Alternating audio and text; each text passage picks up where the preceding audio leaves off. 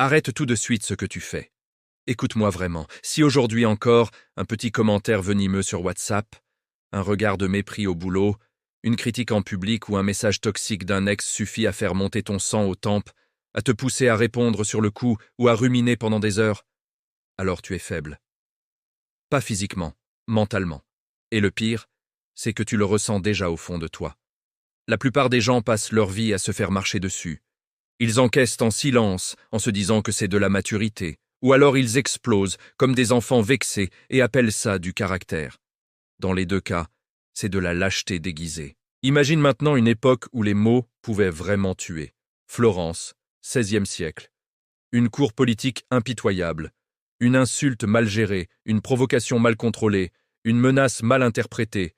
Et tu pouvais te retrouver poignardé dans une ruelle sombre ou empoisonné dans ton lit le soir même. Pas de police, pas de loi qui protège vraiment. Juste du pouvoir brut et des couteaux dans l'ombre. Et au milieu de ce chaos, vivait un homme qui non seulement a survécu, mais qui a fini par dominer complètement ce jeu mortel. Niccolò Machiavel. Ses stratégies, forgées dans un monde où les attaques verbales pouvaient coûter la vie, fonctionnent encore aujourd'hui. Même quand les armes sont des mots sur un écran ou des phrases lancées en réunion. Si tu comprends et que tu appliques ce qu'il a découvert, plus jamais une insulte, une provocation, une menace ou une manipulation ne pourra vraiment te toucher. Tu deviendras mentalement intouchable, presque du jour au lendemain. Avant de te révéler exactement comment il faisait, il faut que tu comprennes ce qui se passe dans ta tête quand quelqu'un t'attaque. Dès qu'une insulte arrive, dès qu'on te provoque ou qu'on essaie de te manipuler, une partie très ancienne de ton cerveau prend le contrôle en moins d'une seconde. On appelle ça l'amygdale. C'est le cerveau reptilien. Il déclenche instantanément le mode survie, combat ou fuite. Ton cœur s'accélère, ton adrénaline monte, tes poings se serrent, tu cherches la réplique qui va tout détruire. Mais à cet instant précis, la partie rationnelle de ton cerveau, celle qui calcule, qui analyse, qui domine, est mise en veille. Tu ne penses plus. Tu réagis comme un animal. Et c'est là que tu perds déjà la bataille. Parce que dès que tu montres de la colère, de la tristesse, de la peur, ou même que tu te justifies désespérément, tu viens d'avouer publiquement que l'attaque t'a touché. Tu viens de donner ton pouvoir à l'autre. Machiavel l'avait compris il y a 500 ans, bien avant que les neurosciences ne le prouvent avec des scanners. Dans tous les jeux de pouvoir, celui qui garde son sang-froid gagne systématiquement contre celui qui perd ses émotions. C'est exactement sur ce principe qu'il a construit ses armes les plus redoutables. Elles ne servent pas à te défendre. Elles servent à transformer chaque attaque en une opportunité de domination. La première chose qu'il faisait, c'était d'observer sans jamais réagir immédiatement. Ton réflexe naturel quand on t'attaque, c'est de te défendre, de prouver que ce n'est pas vrai, de montrer que tu n'es pas comme ça. Erreur fatale. Machiavel, lui, restait silencieux. Il analysait froidement. Il disait « Il faut être renard pour reconnaître les pièges ». Le renard n'attaque pas de front. Il observe, il attend.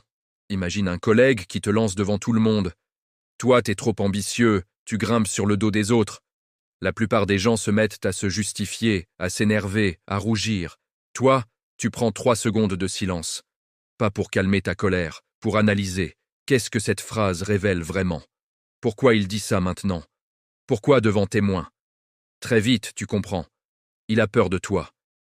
Il se sent menacé par ton ambition. Il est déjà en position défensive.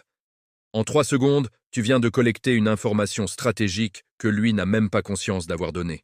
Parfois, l'attaque contient même une vérité utile. Quelqu'un te traite de désorganisé. Au fond, tu sais qu'il a raison sur certains points. Au lieu de t'énerver, tu prends la critique, tu la voles, tu l'utilises pour t'améliorer. 3 mois plus tard, tu reviens 10 fois plus structuré, 10 fois plus efficace. Celui qui pensait te détruire t'a servi de coach gratuit. Et si l'attaque est juste une projection, on te traite de paresseux alors que tu travailles 60 heures par semaine. Tu viens de découvrir que cette personne lutte avec sa propre productivité et qu'elle vomit ses insécurités sur toi. Dans tous les cas, tu gagnes. Pendant que l'autre perd ses nerfs, toi tu construis un dossier psychologique sur tes adversaires. La deuxième arme est encore plus dévastatrice. Chaque agression verbale est conçue pour te faire réagir d'une façon prévisible. La colère, la justification, la tristesse, la peur. L'autre a déjà calculé ta réaction. Il la veut. Il en a besoin pour se sentir puissant. Alors tu fais exactement l'inverse de ce qu'il attend. Tu lui donnes de la gratitude froide. Quelqu'un démonte ton travail en public.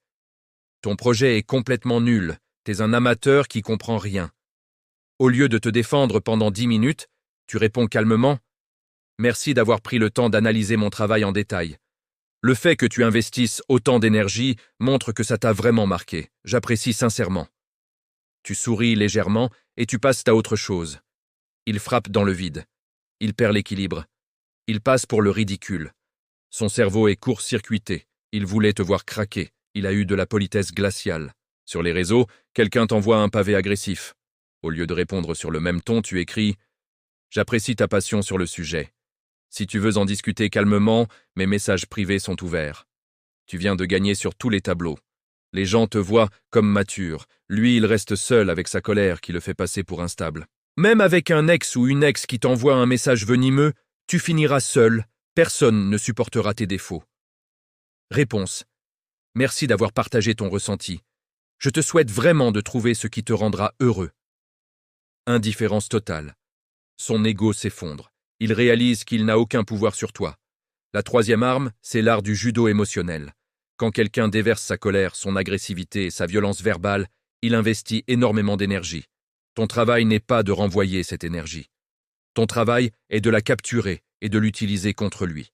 En réunion, un collègue explose. Tes idées sont nulles comme d'habitude, tu fais perdre le temps de tout le monde. Au lieu d'exploser à ton tour, tu fais une pause de 2 secondes, tu le regardes calmement et tu dis d'une voix neutre.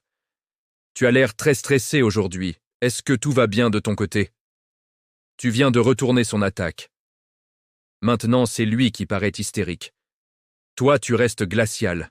Les témoins ne voient pas 2 personnes qui se battent. Ils voient une personne qui perd son sang-froid et une personne qui reste en contrôle total. Sur les réseaux, même principe. Quelqu'un te démonte avec un long message agressif. Tu réponds simplement « J'apprécie ta passion. Si tu veux en discuter calmement, mes messages sont ouverts. » Tu transformes sa force en sa propre défaite. La 4e arme consiste à arrêter complètement de prendre les attaques personnellement. La plupart des gens reçoivent une insulte et pensent immédiatement « Pourquoi moi? Qu'est-ce que j'ai fait pour mériter ça ?» Machiavel, lui, voyait chaque agression comme une donnée à étudier froidement. Pose-toi cette question. Qu'est-ce que cette attaque révèle sur la personne qui la lance? Sur ses peurs, sur son insécurité, sur la société dans laquelle on vit? Ton patron t'humilie en réunion. Ton travail manque complètement d'initiative, t'es vraiment pas motivé ici. Au lieu de rentrer dans une spirale d'autodoute, tu analyses. Cette personne est sous pression hiérarchique.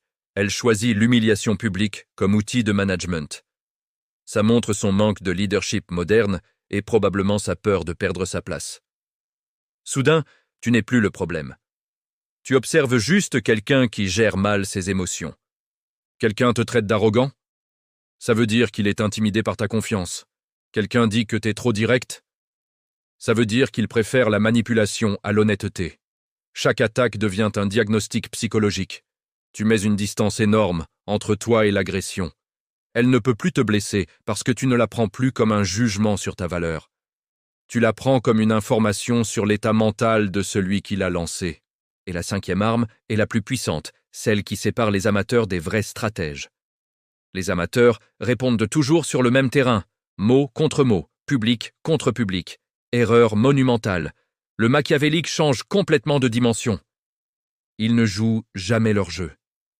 Ils déplacent la bataille sur un terrain où il a déjà gagné. On t'attaque en réunion? Tu ne réponds pas avec des mots, tu réponds avec une performance écrasante sur le projet suivant.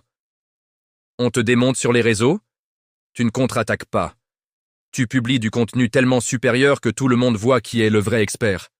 On te dit que tu n'arriveras jamais à rien, tu ne discutes pas, tu obtiens ce que tu veux. Machiavel lui-même a vécu ça. Exilé pendant 14 ans, trahi, ruiné, humilié. Ses ennemis pensaient l'avoir détruit. Il n'a pas perdu son temps à leur répondre. Il a écrit « Le Prince ». Il a écrit les discours.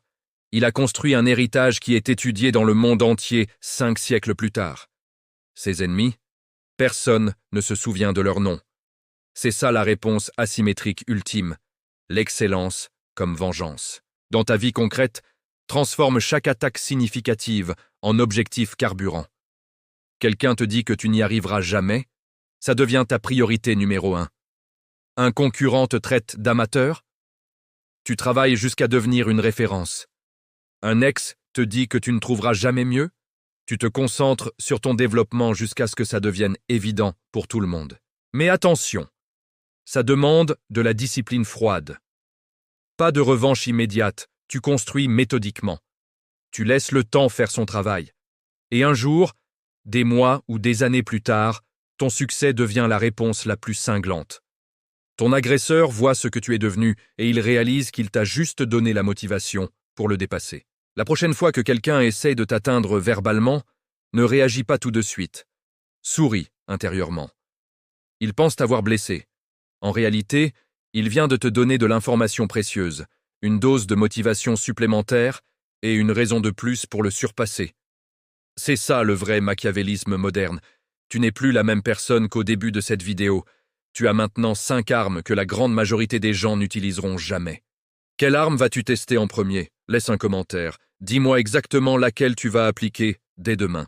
Et si ce message t'a touché, fais tourner. Partage-le avec quelqu'un qui a besoin d'arrêter d'être faible. On se retrouve très vite pour continuer à construire ta forteresse mentale. Reste imprévisible.